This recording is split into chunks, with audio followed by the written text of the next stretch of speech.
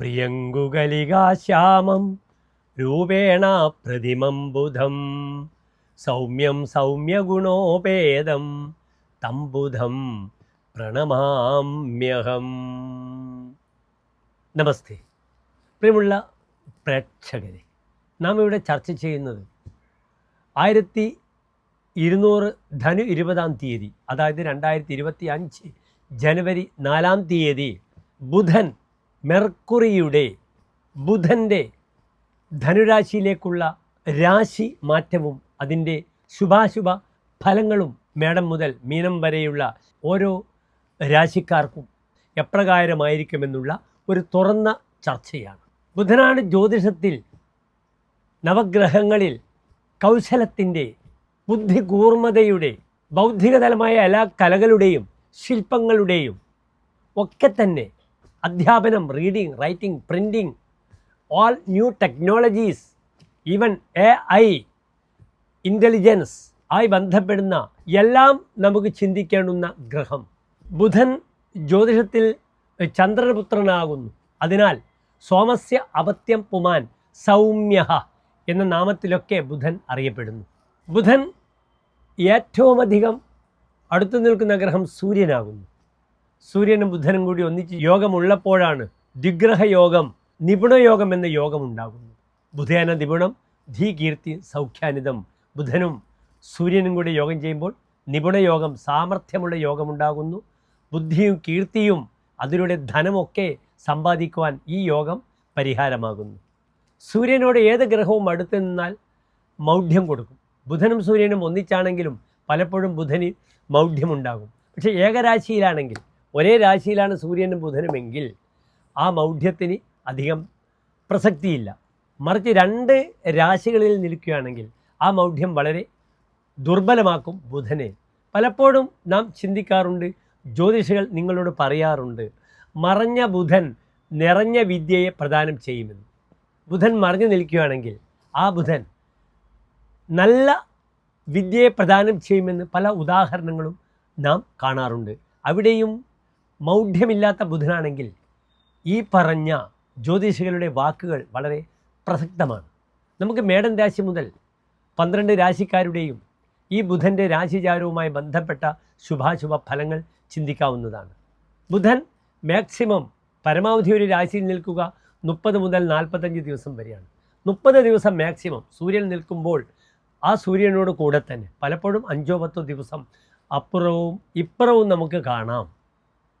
അതിനാൽ പലപ്പോഴും പലരും ചോദിക്കാറുണ്ട്, ബുധൻ ശത്രുക്ഷേത്രത്തിലാണ്, അപ്പോൾ എങ്ങനെ ഫലം ചെയ്യുമെന്നൊക്കെ. ആ ചോദ്യങ്ങൾക്ക് ചാരവശാലുള്ള ബുധൻ്റെ സഞ്ചാരത്തിൽ നമ്മൾ വലിയ രീതിയിൽ ആ ചോദ്യത്തിന്, ആ സംശയത്തിന് പ്രസക്തി കാണേണ്ട. ജാതകത്തിലാണെങ്കിൽ ബുധൻ ശത്രുക്ഷേത്രത്തിലാണ്. നേരെമറിച്ച് ആ ശത്രുവായ ഗ്രഹവും ബുധനും തമ്മിൽ 2, 11, 10, 4, 12 ഈ ഭാവങ്ങളിൽ നിൽക്കുമ്പോൾ തൽക്കാല സുഹൃത്തുക്കളുമാണ്. അടുത്തതായി നാം ചർച്ച ചെയ്യുന്നത് മകരൻ രാശിക്കാരുടെ ബുധൻ്റെ ധനുരാശിയിലേക്കുള്ള ചാരവശാലുള്ള സഞ്ചാരവും ശുഭാശുഭ ഫലങ്ങളുമാകുന്നു.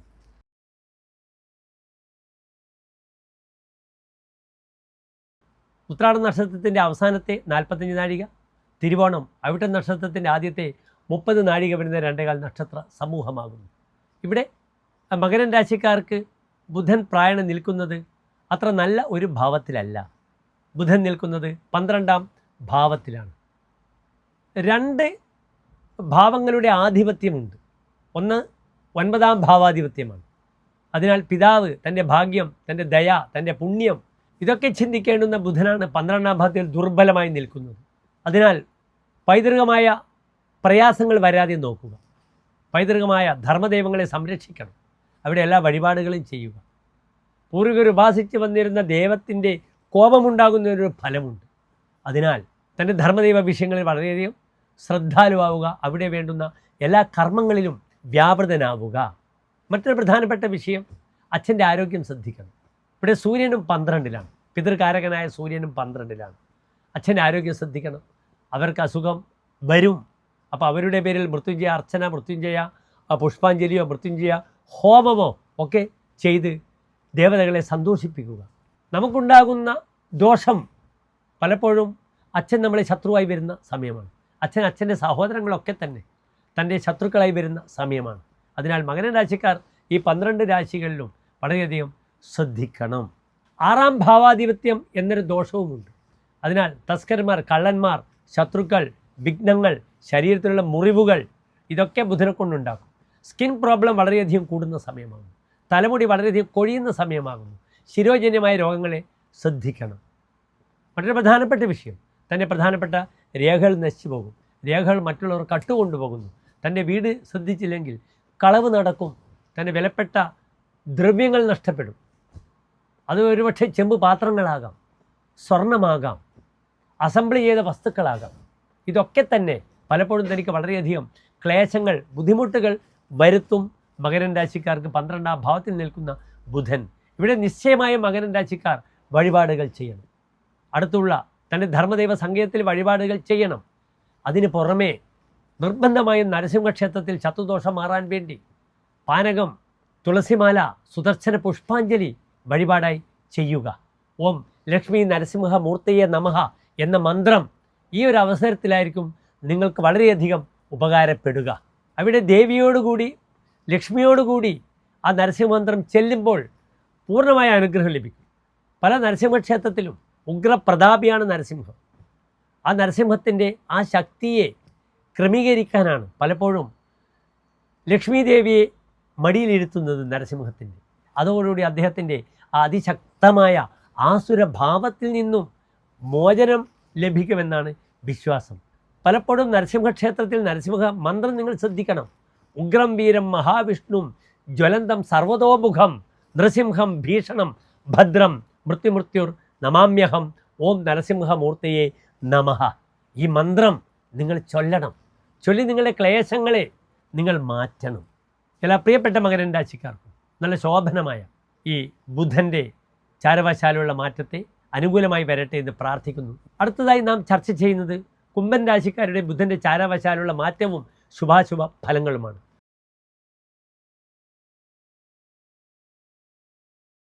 കുംഭരാശി എന്നാൽ നിങ്ങൾക്ക് ഏവർക്കും അറിയാം, അവിട്ട നക്ഷത്രത്തിൻ്റെ അവസാനത്തെ 30 നാഴിക, ചതയം പുരൂരുരായി നക്ഷത്രത്തിൻ്റെ ആദ്യത്തെ 45 നാഴിക വരുന്ന 2.25 നക്ഷത്ര സമൂഹമാകുന്നു. ഇവിടെ കുംഭൻ രാശിക്കാർക്ക് വളരെ അനുകൂലമായി 11-ാം ഭാവത്തിൽ ബുധൻ നിൽക്കുന്നു. അത് ഏറ്റവും നല്ല ഭാവങ്ങളാണ്. 5-ാം ഭാവാധിപത്യവും 8ാമാധിപത്യവും. 5-ാം ഭാവാധിപത്യത്തിൻ്റെ ഗുണങ്ങൾ മുഴുവൻ അനുഭവിക്കും. തങ്ങളുടെ സന്താനങ്ങൾക്ക് ഉത്തമ വിദ്യ ലഭിക്കുന്ന സമയമാണ്. നിങ്ങൾക്ക് നിങ്ങളുടെ മക്കളെപ്പറ്റി അഭിമാനിക്കാം. അവരുടെ വിദ്യാ വിഷയത്തിൽ അവർ വളരെയധികം പ്രാപ്തരാകുന്നു. അവർക്ക് റിസർച്ചിന് പോകാൻ പറ്റുന്നു. അവർക്ക് സ്കോളർഷിപ്പ് ലഭിക്കുന്നു. അല്ലെങ്കിൽ ബാങ്ക് ലോണ് ലഭിക്കുവാനുള്ള സാഹചര്യം ഉണ്ടാകുന്നു. അതിനാൽ വളരെയധികം സന്താന വിഷയത്തിലേക്ക് ബുധൻ വളരെയധികം നന്മകൾ പ്രദാനം ചെയ്യുന്നു. വളരെ പ്രധാനപ്പെട്ട വിഷയം അവരുടെ ബൗദ്ധിക തലത്തിലുള്ള ഉയർച്ചയെ പ്രദാനം ചെയ്യും ഈ 11-ലെ ബുധൻ. 11-ാം ഭാവത്തിൽ നിന്നുകൊണ്ട് 5-ാം ഭാവത്തിലേക്ക് നോക്കുന്നു. പഠനം, പഠിതാക്കൾ, ഹയർ സ്റ്റഡീസ്, റിസർച്ച്, ഗവേഷകർ, അതേ രീതിയിൽ രചയിതാക്കൾ, ഗാനരചയിതാക്കൾ, ഗായകർ. സ്വതവേ കുംഭൻ രാശി വായുരാശിയാണ്. അതേ രീതിയിൽ പൈലറ്റുകൾ, വിമാനവുമായി ബന്ധപ്പെടുന്ന മേഖലയിൽ പ്രവർത്തിക്കുന്നവർക്ക് വളരെയധികം ഗുണമാണ്. ട്രാവൽ ആൻഡ് ടൂറിസം ഉള്ളവർക്ക് ഇതിലൂടെ ധാരാളം ധനസമ്പാദനം ലഭിക്കുന്നു. പുതിയ ടൂറിസ്റ്റ് വിസകളൊക്കെ സംഘടിപ്പിച്ച് തങ്ങളുടെ കർമ്മമേഖല വിപുലപ്പെടുത്താം. എഡ്യൂക്കേഷൻ, പഠനവുമായി ബന്ധപ്പെടുന്ന മേഖല, അതേ രീതിയിൽ ടൂറിസവുമായിട്ട് ബന്ധപ്പെടുന്ന മേഖലകളിൽ ധാരാളം കോൺട്രിബ്യൂട്ട് ചെയ്യാൻ വളരെ അനുകൂലമാണ്. 11-ൽ ബുധൻ നിന്നില്ലെങ്കിൽ ഒരു കാര്യവുമില്ല എന്നാണ് ആചാര്യൻ പറഞ്ഞിരിക്കുന്നത്. വിനാ ലാഭഭാവേ സ്ഥിതം ഭേഷജാതം ന ലാഭോ ന ലാവണ്യം ആനന്യമസ്തി കുത കന്യകോദ്വാഹ ദാനഞ്ജതയം കഥം ഭൂസുര തെക്തൃഷ്ണ ഭവന്തി. 11-ൽ ബുധൻ നിന്നില്ലെങ്കിൽ ബ്രാഹ്മണർക്ക് എത്ര കൊടുത്താലും സന്തോഷമുണ്ടാകില്ല എന്നാണ്. ബുധൻ 11 നിൽക്കുമ്പോൾ ബ്രാഹ്മണർ നമ്മൾ കൊടുക്കുന്ന ആ അർഘ്യവസ്തുക്കളാൽ അവർ എപ്പോഴും സന്തോഷിക്കുന്നു. അതേ രീതിയിൽ തൻ്റെ കന്യകയെ ദാനം ചെയ്യുവാൻ കഴിയുന്നു. അതിനാൽ കന്യാദാനത്തിനൊക്കെ തന്നെ കുംഭൻ രാശിക്കാർക്ക് 11-ലെ ബുധൻ വളരെയധികം നന്മകളെ പ്രദാനം ചെയ്യും. മന്ത്രപതിയാണ്. ഓം ലക്ഷ്മി നരസിംഹ മൂർത്തയെ നമഃ എന്ന മന്ത്രം ജപിക്കുക. 8ാമാധിപത്യ ദോഷമുണ്ട്. അതിനാൽ മനസ്സിൽ അസ്വസ്ഥതയുണ്ടാക്കുന്ന, നമുക്ക് പ്രതികൂലമായ തീരുമാനങ്ങളൊക്കെ പറയുന്ന ആളുകളെ പരമാവധി ഒഴിവാക്കുക. നമുക്ക് ശാന്തിയാണ് വേണ്ടത്. ആ ശാന്തി ലഭിക്കുന്ന സങ്കേതങ്ങൾ നോക്കി പോവുക. അങ്ങനെയുള്ള സുഹൃത്തുക്കളെ നോക്കി പോവുക. അവിടെയൊക്കെ ഈ ബുധൻ നന്മയുടെ ഒരു വൃക്ഷമായി കുംഭൻ രാശിക്കാർക്ക് പ്രദാനം ചെയ്യും. സ്വതവേ കുംഭൻ രാശി പ്രതീക്ഷയുടെ രാശിയാണ്. ഒഴിഞ്ഞ പാത്രവുമായി നദീതീരത്തിലേക്ക് സഞ്ചരിക്കുന്ന ഒരു വ്യക്തി, അയാൾക്ക് പ്രതീക്ഷയാണ്, തനിക്ക് ജലം ലഭിക്കും. ആ പ്രതീക്ഷയാണ് കുംഭൻ രാശി. അതിനാൽ വളരെയധികം നന്മകൾ പ്രദാനം ചെയ്യും കുംഭൻ രാശിക്കാർ. അതിന് പുറമെ ഗാംബ്ലിംഗ് ആയിട്ട് ബന്ധപ്പെടുന്ന, ലോട്ടറി ആയിട്ട് ബന്ധപ്പെടുന്ന, ഊഹക്കച്ചവടം, ഷെയർ മാർക്കറ്റിംഗ്, അതിനിതിൽ ബ്രോക്കർമാർക്കൊക്കെ ബുദ്ധിപൂർവ്വം നിങ്ങൾ വളരെ അനുകൂലമായ സമയമാകുന്നു. പ്രയത്നിക്കുക. അടുത്തതായി നാം ചർച്ച ചെയ്യുന്നത് മീനൻ രാശിക്കാരുടെ ഈ ഒരു വാരത്തെ ശുഭാശുഭ ഫലങ്ങളാണ്.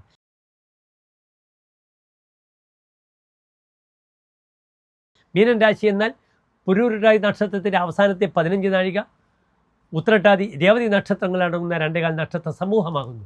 ഇവിടെ മീനൻ രാശിക്കാർക്ക് വളരെ അനുകൂലമാകുന്നു ബുധൻ്റെ ഈ രാശിമാറ്റം. കാരണം ബുധൻ നിൽക്കുന്നത് കർമ്മസ്ഥാനത്ത്, 10-ൽ നിൽക്കുന്ന ബുധനാണ്. കർമ്മമേഖലയിൽ വളരെയധികം ഉത്സാഹം, അഭിവൃദ്ധി പ്രദാനം ചെയ്യും.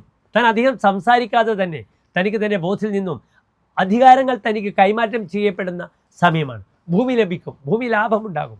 വാഹനം ശ്രദ്ധിക്കണം, വാഹനാപകടം ഇല്ലാതെ ശ്രദ്ധിക്കുക. സൂചിപ്പിച്ചു ഭൂമി വാങ്ങാം, ഭൂമി ലാഭമുണ്ടാകും. പൈതൃകമായ സ്വത്ത് ലഭിക്കുവാൻ തീരുമാനങ്ങൾ ഉണ്ടാകും. വിവാഹ കർമ്മങ്ങളിൽ പങ്കെടുക്കാം, പ്രധാനിയായിട്ട് തനിക്ക് പങ്കെടുക്കാം. വിവാഹ തീരുമാനങ്ങളിൽ തൻ്റെ പ്രസൻസ്, സാമീപ്യം മറ്റുള്ളവർ ആഗ്രഹിക്കും. മറ്റൊരു പ്രധാനപ്പെട്ട വിഷയം, തനിക്ക് വിവാഹങ്ങൾ അതിനുവേണ്ട ശ്രമം നടത്താം. 7-ാം ഭാവാധിപനാഗ്രഹം നല്ല സ്ഥാനത്ത് നിൽക്കുന്നു. അതിനാൽ തൻ്റെ എല്ലാ കർമ്മങ്ങൾക്കും ഒരു പൂർണ്ണത കൈവരുത്തും മീനൻ രാശിക്കാർക്ക്. സ്വതവേ മീനൻ രാശിക്കാർക്ക് ഇന്ന് 12-ൽ ശനിയും 3-ൽ വ്യാഴവുമാണ്. അതിൽ നിന്നെല്ലാം മാറി അതിശക്തമായ സാന്നിധ്യം ഉണർത്തും 10-ാം ഭാവത്തിലെ ബുധൻ. അതിനാൽ നല്ല കർമ്മത്തിന് വേണ്ടി ശ്രമിക്കുക. തൻ്റെ ധർമ്മദൈവങ്ങളെ നന്നാക്കുക. ധർമ്മദൈവങ്ങളുമായി ബന്ധപ്പെടുന്ന നിർമ്മാണ പ്രവർത്തനങ്ങൾ ഈ മാസത്തിലുണ്ടായാൽ അതിന് തനിക്കാകുന്ന രീതിയിലുള്ള സഹായ സഹകരണങ്ങൾ വാക്കാലും കർമ്മത്താലും ധനത്താലും ചെയ്യണം മീനൻ രാശിക്കാർ. എല്ലാ പ്രിയപ്പെട്ട മീനൻ രാശിക്കാർക്കും ഒരു ശോഭനമായ നല്ല ഒരു ബുധൻ്റെ ചാരവശാലുള്ള മാറ്റത്തെ പ്രാർത്ഥിക്കുന്നു. നന്ദി, നമസ്കാരം.